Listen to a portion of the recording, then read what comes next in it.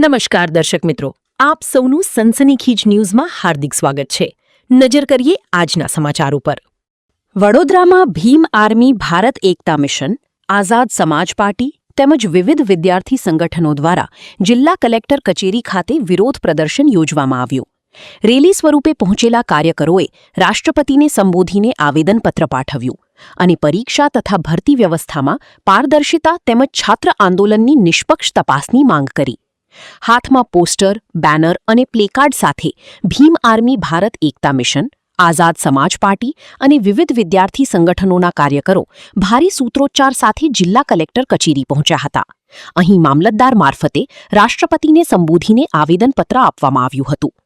રજૂઆતમાં જણાવાયું હતું કે દેશની શિક્ષણ વ્યવસ્થાની વિશ્વસનીયતા, સ્પર્ધાત્મક પરીક્ષાઓની નિષ્પક્ષતા અને ભરતી પ્રક્રિયામાં પારદર્શિતા જળવાય તે માટે વ્યાપક સુધારા જરૂરી છે.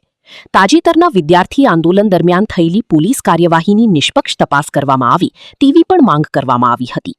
સંગઠનોએ શિક્ષણ મંત્રી ધર્મેન્દ્ર પ્રધાનની નૈતિક જવાબદારી સ્વીકારી તાત્કાલિક રાજીનામું આપી તેવી માંગ કરી હતી. ઉપરાંત આંદોલન દરમિયાન જાન ગુમાવનાર દરેક વિદ્યાર્થીના પરિવારને 1 કરોડ રૂપિયાની આર્થિક સહાય આપવામાં આવે તેવી પણ રજૂઆત કરવામાં આવી હતી.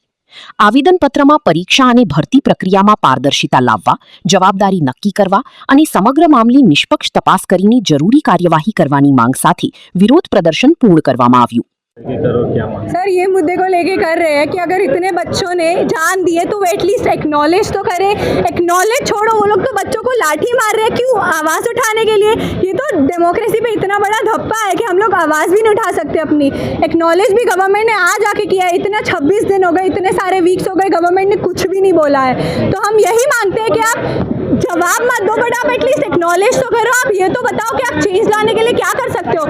15 साल से आपकी गवर्नमेंट, इतने पेपर लीक हो रहे हैं. आज अगर जनता आपसे जवाब मांग रही है तो जवाब छोड़ो, आप एक्नॉलेज तो करो उन्हें. हमारा इस चीज़ के बारे में इतनी मूवमेंट इसलिए हो रही है कि एटलीस्ट वो एक्नॉलेज तो करे कि हम आके रोड पे लड़ रहे हैं.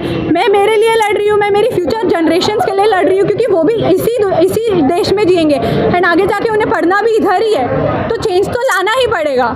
इस तरह का ताजुब की बात यह है कि ये पहली बार नहीं हो रहा है. ये बहुत बार हो चुका है और गवर्नमेंट ने चेंज लाया ही नहीं है. पेपर लीक हर साल होते आ रहे हैं. एक ये नहीं कि नीट का ही पेपर लीक हो रहा है. इस साल क्लैट का भी पेपर लीक हुआ था, बहुत सारे दूसरे पेपर लीक हुए थे, लेकिन उसे मीडिया अटेंशन भी नहीं मिल रहा है. तो हम ये चाहते हैं कि आप चेंज लाओ, आप मीडिया को ये सारी चीज़ों में अटेंशन देने दो.